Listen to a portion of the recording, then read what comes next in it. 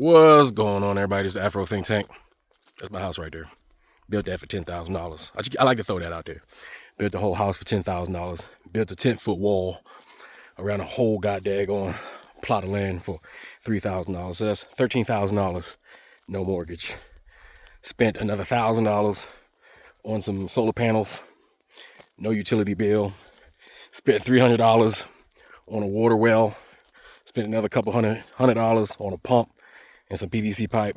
Don't got paid for water. Like when I come to Nigeria, I go to my other home in Nigeria, right?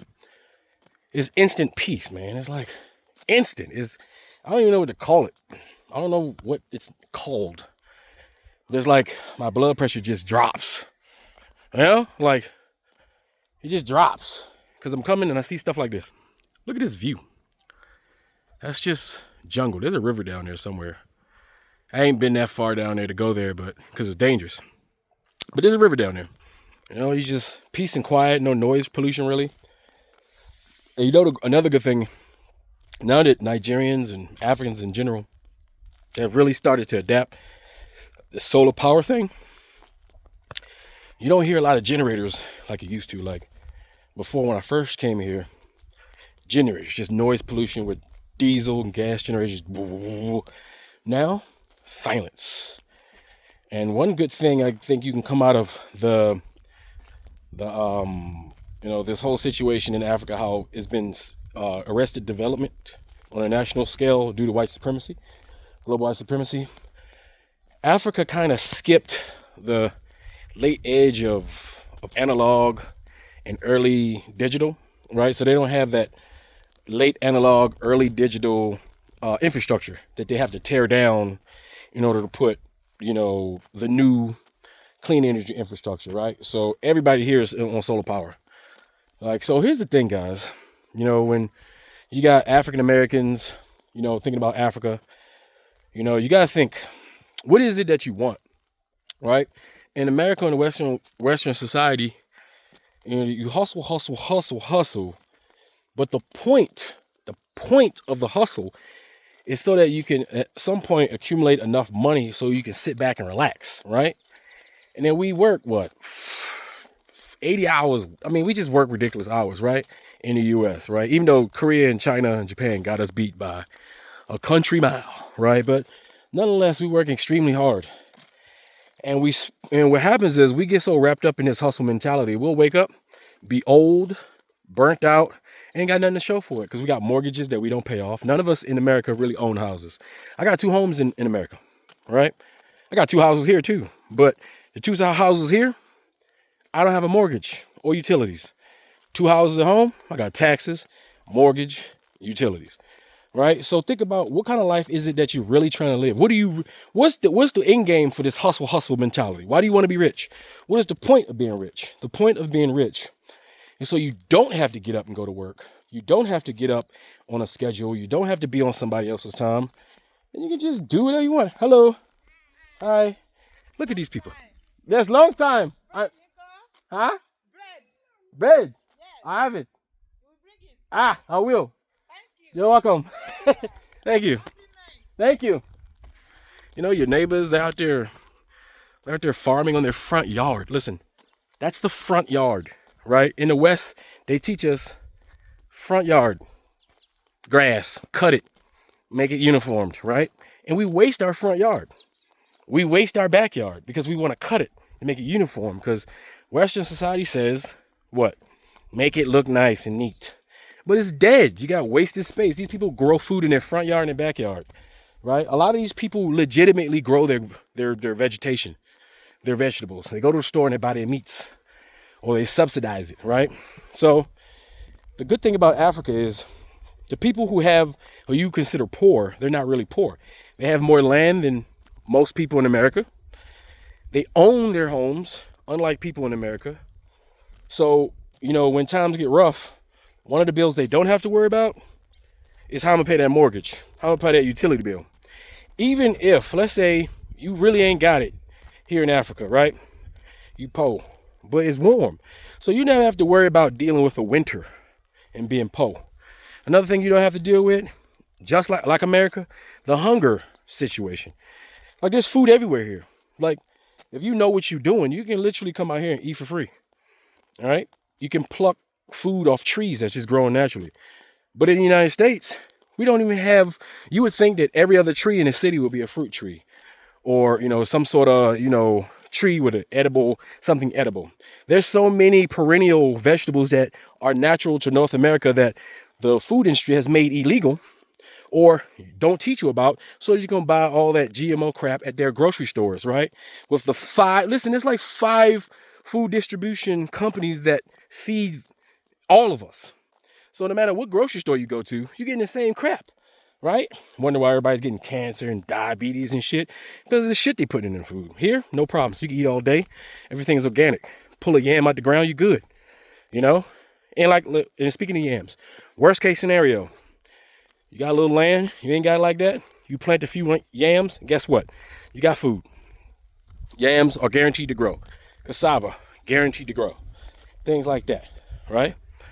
So, you know, you just got to figure out what it is that you want out of life and really go after that thing instead of rich. Because riches is not it. Look at all these people that's rich, but they work and bust their ass, and they continue to work and bust their ass. And people think that social media is the new, you know, thing to do. But look at some of these people on social media. They got to wake up every day and make a ton of videos. How you doing? They got to wake up every day. What's going on? And make a ton of videos just to be relevant, just so they can get paid, right? Because living in a white Western society, that rotational bill don't stop no matter what you're doing, right? And even if you know, get some money, elevate yourself, what you gonna do? Go buy a bigger house, right? That's gonna have a bigger bill. That's gonna cause you the same stress you had when you was in the hood with your smaller bill and your smaller paycheck. But here, you make some money, you build a giant house. Guess what? You build a giant mansion from scratch. Guess what you're not doing? You still ain't paying utility bills. You still ain't got a mortgage. You understand? You still don't, you dig your well or borehole, you still ain't got to worry about anything. Hello, how are you? You don't have to worry about nothing. I'm looking at you. I'll see you later. Huh? Yes, that's my little minion right there. All these kids. That's my little, I call them all these are my kids. I don't care what y'all say. These are my kids. Any kid you see me talk to in my videos, they're mine. All right, and because you know that term, it takes a village. Where do you think we got that from? Huh? Where do you think we got that? It takes a village. It takes a village to raise a child. All right? And legitimately, like a village. Like, these children get their ass whipped no matter where they go if they do something bad. Shit, there's an auntie and a grandma's and an uncle somewhere. God damn it. But if it's freedom that you want, if it's time that you want, Africa is a good foundation for that. If you put in the sweat and economic equity at the beginning to build what you want. Now, is it easy? No. Is it simple? No. All right? None of this stuff is simple and easy. Don't let anybody think that, tell you that the shit's simple and easy. Y'all been watching me for how long? You know, I done took several L's, right? But all those L's have just been nothing but lessons for me, right? So you got to understand, you got to do your due diligence, do your duty. How you doing? And you just got to take baby steps, right? I got a lot of people that ask me, man, I'm trying to get to Africa. I'm like, I'm trying to move. Y'all, look, y'all be trying to move to Africa on the first trip. I'll be like, no, take a vacation. Find a place in Africa where you feel comfortable. There may be a country that you don't feel comfortable in. It may not be enough development for you per se. You know what I'm saying? You just gotta figure out what it is that you want to do and do it. Oh, I got these little whippersnappers. Do you see this one right here? Let me show you this one right here. This one right here, she scams me every time I come here. Hey, scammer, you. This one scams me every time I come here. She steals all of my snacks. Huh? She steals all my snacks. She give me that look. Look at that look. Look at that face. Huh? She give me that face and dang, everything out my pocket gone. All right? Scammers. The kids. That's what will scam me to death. I come here thinking it's for me and it be for them. That's just how that's just what happens. So yes, you will get scammed in Africa by these little ones right here. All right. It's not like India. Them badass little kids in India be trying to, them like professionals. But these ones right here. But as you can see, You know, you're not begging me for anything. And what you see as begging culture in Africa is not begging culture. What it is if you are a person coming home and you're a person of means and you look like you have means, when you come home from abroad, when you come home from an adventure, you're supposed to bring the spoils of your adventure home with you. So people expect that. That's old as mankind, right? So they have a thing where they think you're gonna bring them something. That's just a common culture. That's an African culture. Did you bring me anything, right? So with that common did you bring me anything culture mixed with what we now modern day call scamming, it can be looked at as scamming. It can be looked at as people begging because they're poor. No, these kids, you see them kids right there, they not poor. Them kids got houses that they ain't got to pay for. Them kids got fresh water that they don't have to necessarily boil. Them kids eat good, all organic food, right? And the clothes that you see them wear, those are called outside clothes, okay? So when you see a kid with some raggedy clothes on outside, it's because the children, the parents are smart enough in Africa, right? The same way in the black community, you don't let your baby go outside with the good clothes. No.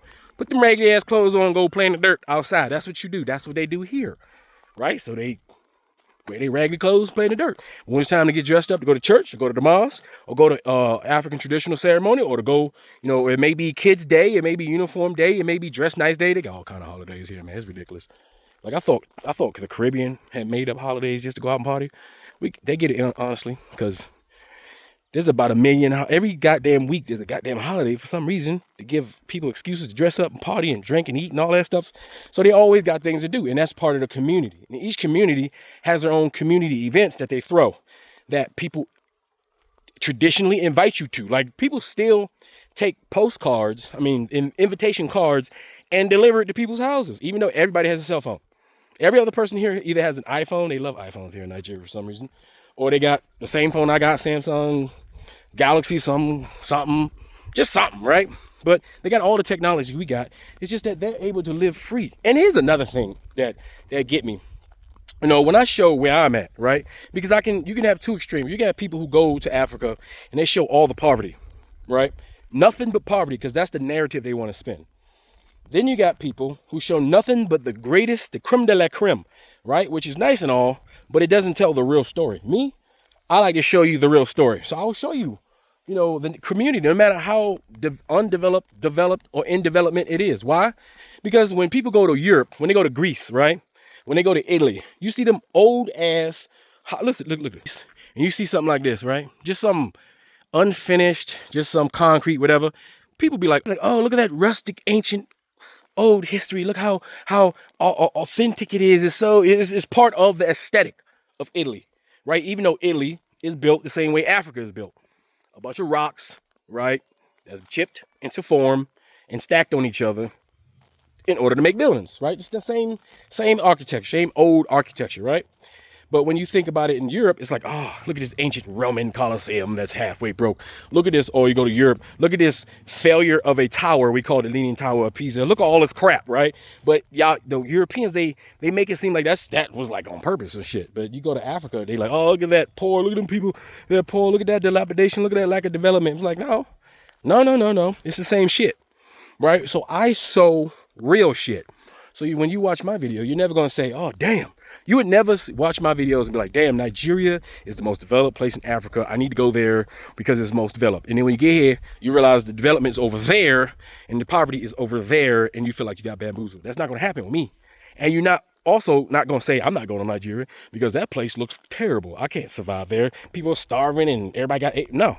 You'll never get that from me because that's not true. So I like to keep it real and just, this is the reality, right? If you've been to the Caribbean, if you know the Caribbean, if you ever frequent the Caribbean, if you ever been to the Dominican, especially all you passport bros, all right, stop faking like y'all passport bros when they're up in somebody's daggone community up in the Dominican Republic. Hello. Have you noticed how I always stop my videos and I say hello to everybody? Because people greet people here. And when I walk and they see me, they expect me to say hello because that's just common courtesy, right? Something we used to do in the black community. Remember, right? So when I see, people come here and they lie, it motivates me to come out here to show the real, right? Because when you see my YouTube channels, you'll see the real Africa from my perspective, obviously, but I at least give you an opportunity to look at the good and the bad and like, okay. Because, you know, if you want to really get out the mud, you gotta go find some mud. See, you want to go to a lot of African Americans, y'all want to go places that's already developed, right? Now, if you want to do that, there are places. Now, you can go to places in Nigeria that's got 5-star everything. Yeah, you can stay there and isolate yourself into those specific locations. But if you want to explore, you got to see the breadth of everything, right? And so I like to show the breadth of everything so you can get a real view, right? And a real view of the people, not people performing for the camera, right? And not people running away from the camera, right? As you can see, I get along with everyone. You see, look at me, I'm walking around, right? Did you see any Boko Haram attacking me somewhere? Huh?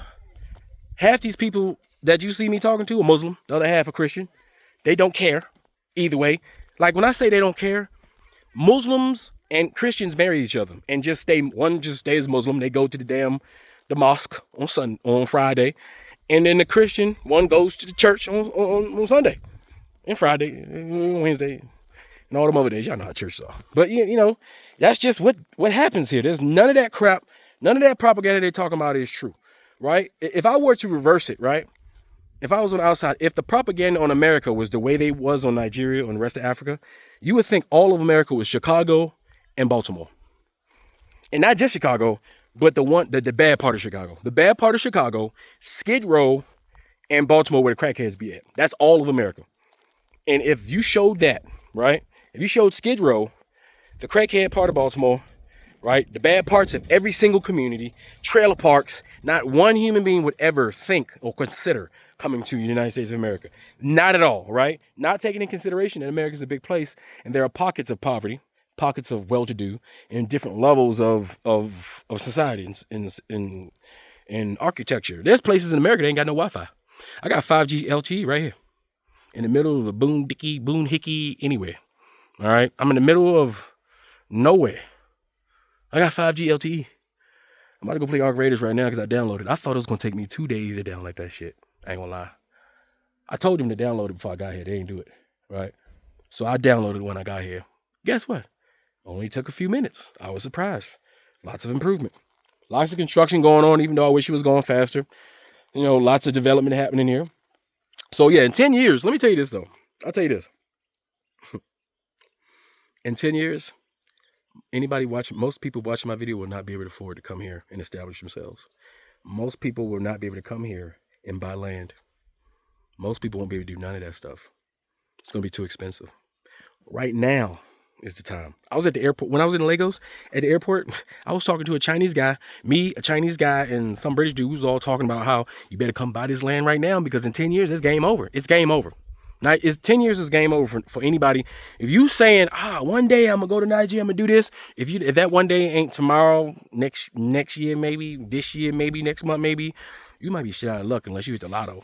I'm trying to tell you, when Nigeria becomes what it's supposed to be, what it should have already been, but what it's going to be, those of you who sat back and say, I'm going to wait for it to develop, you guys are not going to be able to afford to come here. And it's going to be people like me who came here early, right? And bought a whole bunch of land before it became expensive. And then when y'all come and y'all looking for some land, you're going to run into me. 10 years older, like, oh, you want this little plot of land? Okay, that'll be $50,000 US. How much you pay for it? I paid $1,000 for it. But I want you to give me $50,000 US because that's what it's worth. And that's how serious it's going to be. I'm buying up. Listen, these people would just be coming to me talking about, you want to buy this land? I'd be like, yeah, I do. I'd be buying up land like a mug. I'm like Dave Chappelle out this motherfucker. All right. I'm serious. I'm on my Dave Chappelle in this little place. Just like he over in Ohio, he done found me a little white village in Ohio. I done found me a village here in the Kitty State, Nigeria. All right. But here's the difference. Because people ask me why I picked the Kitty. And I know people are very curious. Well, I'm one of the very few African Americans who can trace his ancestry directly to the first African who was put into bondage in America. Right? Like my Sweetbriar Plantation in Lynchburg, Virginia, is where my ancestors were enslaved. They came straight from Africa to Sweetbriar Plantation. That is still there, by the way. It's a museum. It's a museum in an all-girls college in Lynchburg, Virginia.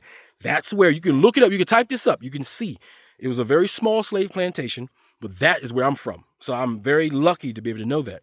and have a full tree of my history, right? Here's the funny thing. The African that came here married a Native American woman. Didn't show up on my DNA though, but it's true, right? Because the rest were black. So I guess she got genetically wiped out or something like that. But that's the truth. That's I swear to God, that's God's honest truth, right? But then I did my DNA, right? And I crossed, if you know anything about maps, right? I looked at my DNA and I did like a cross reference, because they always say, you don't know where you at. You don't know where you come from in Africa. And I'm like, well, I can approximate, right? And by looking at my Dahomey lineage, my Benin lineage, my Nigerian lineage, and my Mali lineage, I've concluded after doing a, crossing, looking at the cross references of where all the crosses pass, it crossed here. You see, when the Dahomey was running from the British, they ran up. They migrated to the Akiti, and they integrated with the Akiti people of Akiti State. It used to be Ado State. Akiti State itself is actually relatively new. It broke off, off of Ado. So it was Ado State, and then Akiti became its own thing, and then it's Ado Akiti State, right? But this is where my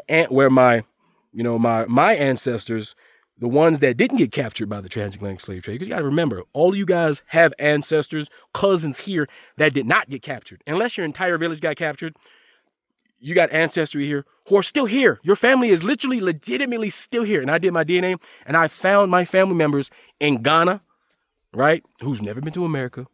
All right, I found my genetics. So it could, all you got to do is do your own research, and you can get close. You may not be able to get all the way down to, this is the particular house right here. Here's the GPS coordinates, but you can get within 100 miles, within 200-300 miles of where your people was at, approximately. And that's what I did. That's why I picked this place, right? I figured I'm going to come back home. I'm going to bring my ancestors back home. The ancestors that still live inside of me, the ones that talk on this YouTube when I open my mouth and I make these videos, can trust to believe it ain't me talking. I swear to God. I don't write down nothing. I don't put bullet points. I literally have a feeling. I press the button and I start talking because it's the ancestors talking through me to you. All right. And they, just like they talk to you, they talk to me, told me what to do, and I did it because I listened to my elders. All right. And I'm definitely going to listen to my ancestors because they outrank my elders. All right. So that's it. That's pretty much it. You got to figure out, do you want peace or money? Which one is it? Because money don't necessarily bring you peace, but you can get peace without money. I'm not rich. I got bills in America, right? I'm not super exceptional. Yes, I made some good decisions that put me in a particular situation, me being a veteran, but I earned that. And I almost had to die a lot, right, to get them bennies, right? But you too, as a regular person, can come here and do this, right? Like, this is my gate. I'm in front of my gate. It's my wall. I just walked around my little neighborhood, right? My little community here, right?